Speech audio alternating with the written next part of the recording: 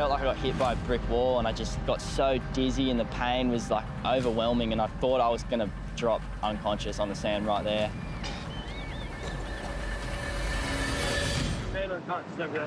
What? There's a man unconscious in the future. Whereabouts, buddy? We're all the guys here. It's not in the ocean where Jack is needed most. South and in central. I think there might be something going on ramp 2 area. It's always concerning when people come running up to you from the public because there's a lot of panic on their face.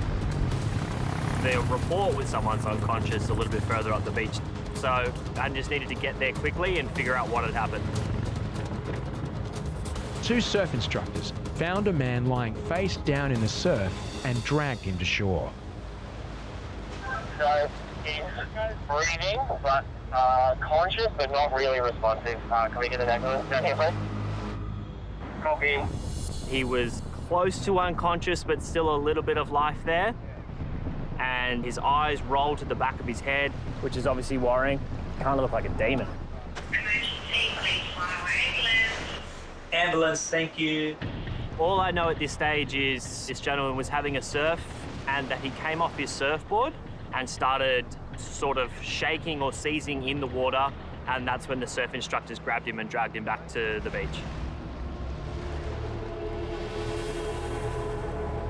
Dazed and confused, the patient behaves erratically towards the men who saved him. I'm feeling really bad for the patient at the moment. He's clearly disorientated. He doesn't understand why we're there and why he actually needs help. Veteran lifeguard Azza backs up. Lifeguards have no idea how long the man was floating in the surf or how much water he may have inhaled. Water out, mate, fly down on his back. Roll him down, roll him over. That way. No, put his arm up, straight. The risk of having a second seizure is at its highest within 15 minutes of having the first seizure, so we tried to get him into the recovery position as quickly as possible. Because he's been face down in the water, I'm worried that he may have swallowed water or gotten some into his lungs, which is called secondary drowning. And if there's water on the lungs, it's taking up valuable space for the oxygen that needs to go throughout your system. Put your arm up straight. Put your head down. Relax. There you go. Just rest. There you go. Relax. I'll look after you. All right. It's all right. We're going. Can you sit over there? The man's mother arrives on the scene. She may have critical information. See, you don't have any seizures? No. No? Has he been drinking at all today? No. No drinking? Okay. No. You alright? The patient's name is Paul.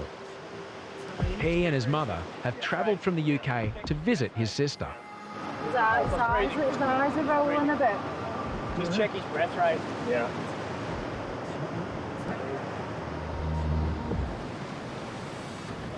We're just going to move you back a little bit. Oh, good boy, good boy. Come on. Just walk over here, we'll walk away from the shore. Come on. Go. With a rising tide, lifeguards move Paul to higher ground. But he's still resisting help. Sit down here and relax. Sit down for us, buddy. What's his name? Paul. Paul, sit down for me, please. We're just going to help you out. Paul, just sit Nothing else, down. we're just helping you out. Sit. You went unconscious in the water, okay, buddy? You need a bit of help. You in the water. You are, Flo. Buddy, you're soaking wet. You are. Sit. Paul, you need to sit down, buddy. Whatever he's been through, it's obviously taken a pretty massive toll on him. He has no idea where he is, where he's been, or that he's had a pretty significant medical episode. If Paul doesn't comply with lifeguards' instructions, his condition could rapidly worsen. Bend your legs. Bend your legs, bend your legs, bend your... You've got to help us help you, okay, mate? I'm here with the water. Mate, you've got to sit down. If he has water in his lungs, Paul is at serious risk of secondary drowning. But he is resisting treatment. You've got to help us help you, okay, mate? You're in the water. You're soaking wet. You've been in the water. You just got pulled out of the water. Come on, I'm going to help you sit down, all right? Sit down for us, buddy. There you go. Good boy. All right. You're all right, buddy. We're just here to help you. Lifeguards' priority is to administer oxygen. Paul, this is going to make you feel a little bit better, okay? It's just oxygen, okay? Just put that on. but Paul's vital signs are disturbing. Second round to Central. He's got a pulse of about 60 and oxygen back of 91. He's very poorly perfused and it's not really improving with the oxygen. Copy, Jerry. His condition is still precarious. At this stage, he's got quite poor saturation, which is low oxygen, and he's very poorly perfused, which means his blood isn't moving as well as it could. Based on the readings that I'm getting, my first guess is water in the lungs. Go on your side. We're just going to roll you on the side again. It's right now that we need the paramedics here as soon as possible.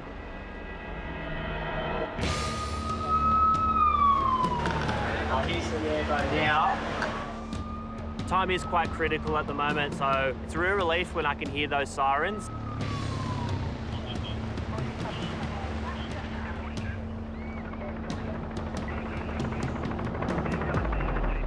Is it possible to get him on a board on one of your buggies and get him up there? Yeah, go get the board. Tests will hopefully reveal why Paul blacked out. But there is a more immediate concern. The paramedics are fairly certain that he's taken in a bit of water in the lungs. So they've taken him off to hospital to get that pumped back out. 1, 2, 3. All in all, I'd say the patient was quite lucky. I hope he's doing okay, and I hope one day he can come back to Bondi and have another surf without any drama this time. Imagine that was out the back. If he was out the back, he would have sunk. Far out. We're so lucky. So lucky to have the surf instructors down here. So. Paul spent a night in hospital to monitor his lungs. A brain scan failed to reveal if he had a seizure. Do you want to jump in and we'll take you up to the tower? What happened? You were swimming in the hamstring pool? I was trying to get, I was just in the shower. South Buggy to Central. Hello, South Buggy. We're just bringing a lady up. Not something to her hamstring hospital. As Noah and Evan bring the woman to the tower, her condition worsens. Okay. Ham? I think she's just had a little bit of a rough story, right? You want to lie her down in the bed? You lie down. Oh. Come here. Come here, good job. It's not completely clear what the woman's injury is, but her pain is rapidly increasing. Yeah, right.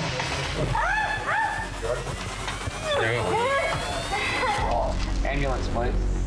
What's it feel like, Paul? Like a time.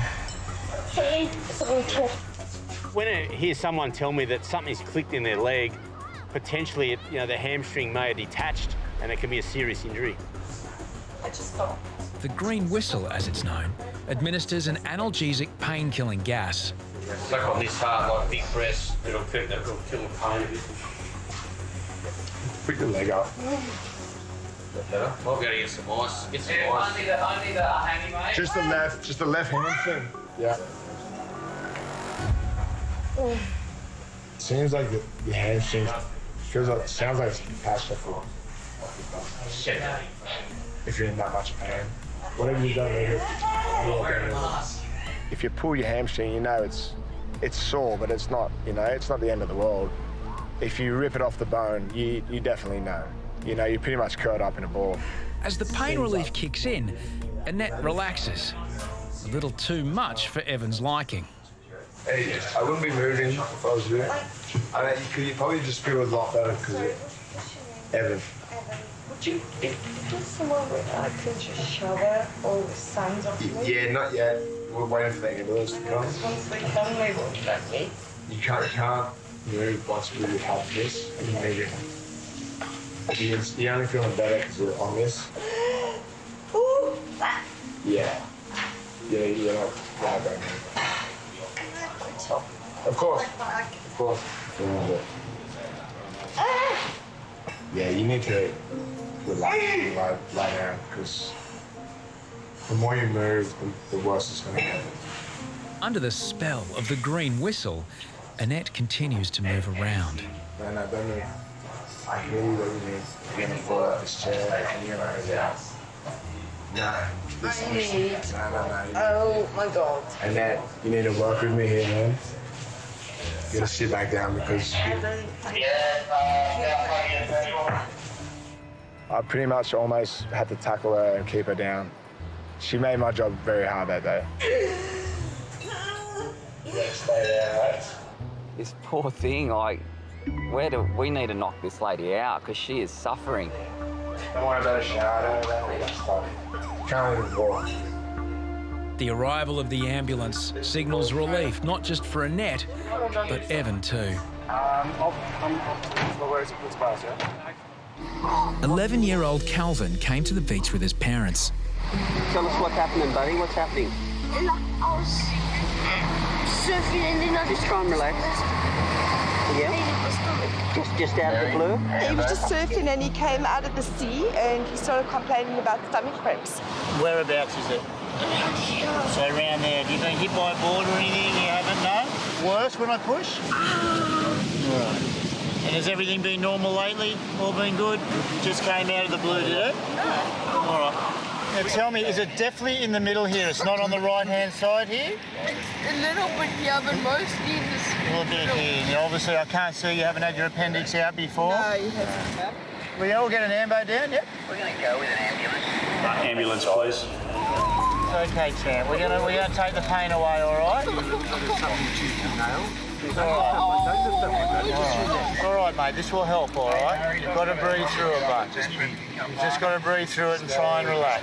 Just try and nice and slowly, all right? Nice breaths, just as you're breathing normally. The powerful painkiller should take effect in seconds.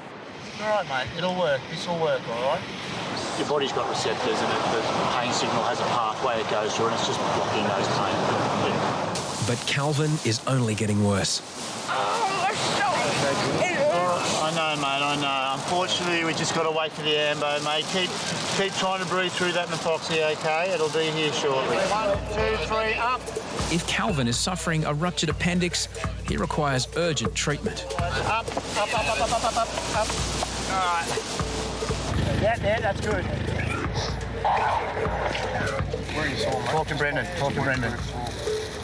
In the middle and on the side. Hopefully it's something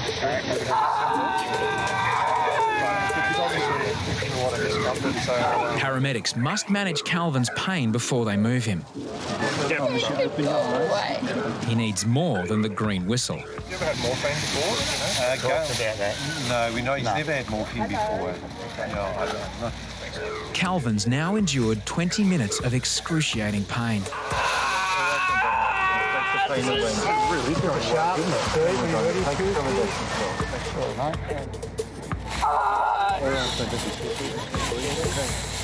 doesn't have any history of any other medical conditions. Once he's had this morphine, he'll definitely go to City Children's. We're just trying to make it as comfortable for him as we can before we move him. By now, the strong opiate should be working. Okay, so if it was 10 before, what's the number now? Righto, that's a 10. Paramedics have nothing stronger to treat him with. Okay, boy. Just relax, mate, all right? Now we're going to lift you on this board, okay? It's only for about 3 or 4 metres, all right? We'll get you in the truck. Okay, is everyone all right? Yep, I'm good. No, My son's a very similar age to that young boy, and I hate seeing kids in pain. It's one of the things that really gets to me. They got him on the morphine, so hopefully everything's going to be okay. A trip to emergency will hopefully reveal the cause of Calvin's pain. Lifeguards head to a cafe behind the tower, where a woman is found semi-conscious. I'll take your oxygen off for a minute, and we can just give you a sip of water, okay? Water? Nice, cold. There you go. Matt is on his own, and the situation is becoming far more serious. Hey, boys, do someone want to swing over with the defib? Yeah, copy. Coming now. I've just given her water, and as soon as she took water on, she went. Lifeguards find some medical tags and learn the woman is from Norway, and her name is Christina. Hello, are you there? Christina, you all right? I'm going to put you back on the oxygen, Christina. Right, moving to Central. Me and Whip are just walking back behind to Lush. Yeah, boys, right side entry of Lush. Really fluctuating bowl. Watch out, guys. You know what? I just don't want him to be choking. Can you take a big breath for us here? Yeah, we've got his gear here. There's Norm's coming down now. Open your eyes, sweetheart. Good girl. I'm Norm, okay? The Ambos call me Uncle Norm, so I'll look after you as well, okay? She had a monitor attached to her hip and we found dog tags, but none of us knew what it was. The woman's condition is identified on her medical tags. Dyspraxia. You one on me. We asked Norm what dyspraxia was and he had no idea. So we were all stumped at that stage. What we do with things like this, we treat what we see. So we've got airway, we've got breathing, we've got circulation. There's no hurry for anything else, and all the other stuff we can find out relevancies later. Dyspraxia is a rare neurological condition where messages are disrupted between the brain and the body. Hey, Phil, you're doing good there. You're in good hands, Christina. Everything's going to be fine, all right? More paramedics arrive. The objective is to get Christina to hospital immediately. 1, 2, 3. Up, don't tread in the vomit. I already have 8 times. Christina has made a full recovery and today has come to thank the lifeguards. Are you okay? Yes. Yeah. The outcome was that I had an allergic reaction. I have had that before from a spider in Denmark. Yep. Sometimes, for me, it's also something, if I feel pain, I don't do the same as others, so I can go days before I actually recognize if something has happened. Lifeguards are called to attend a man with a severe wound on the beach. Sydney teenager Daniel has suffered a deep wound. He says he has no idea how it happened. How are you feeling?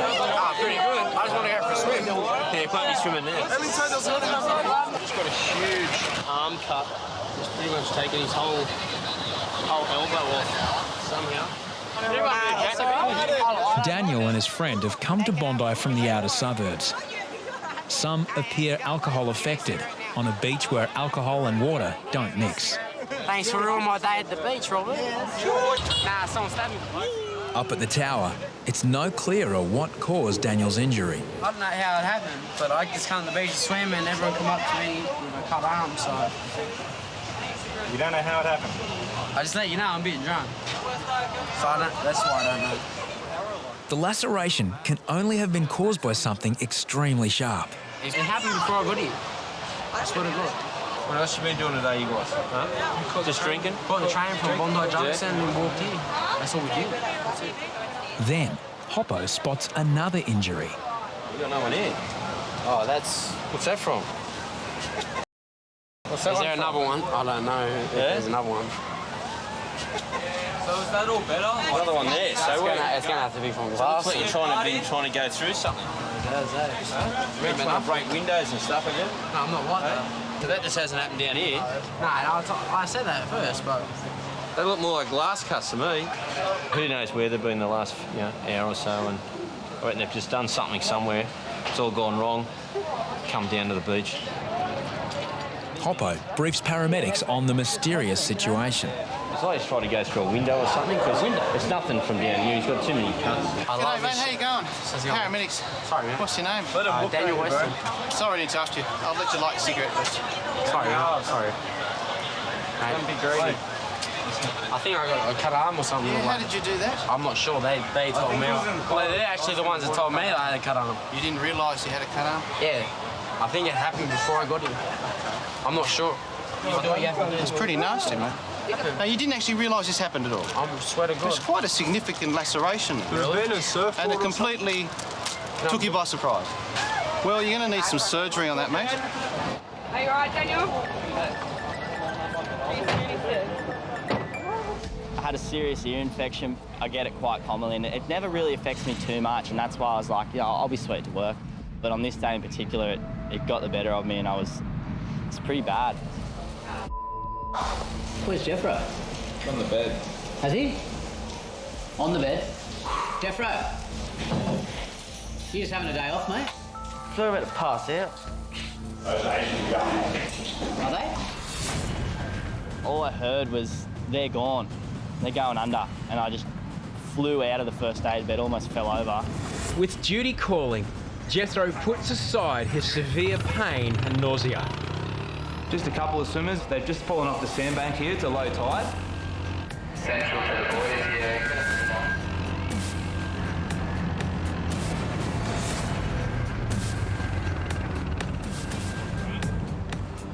Went as hard as I could, just not even looking where the swimmers were, just completely focusing on the shore break, and probably the fastest I've ever moved.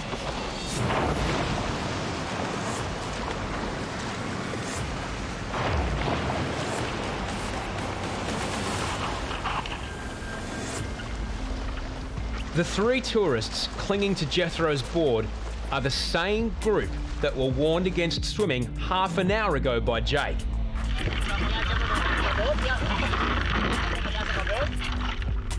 Chow narrowly missed being rescued for the second time today.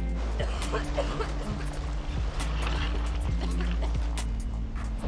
was a serious rescue, so I was pretty physically exerted, and I put all my energy into getting there and getting this girl back to shore. Do you feel like vomiting? You feel fine? Once I hit the shore and I made sure she was all right, and she said, yes, thank you, it all just hit me. I felt like I got hit by a brick wall, and I just got so dizzy, and the pain was like overwhelming, and I thought I was gonna drop unconscious on the sand right there. You feel sick? Yeah. Did you get hit by something or? No, it's just...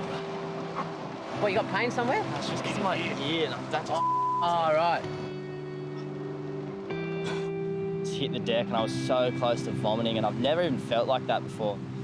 I don't know what happened. I just pushed too hard, and it got the better of me. When I've been telling you to have a day off, men actually have a day off. Like, you've been working too hard. Good rescue, buddy. Your ear took one for the team.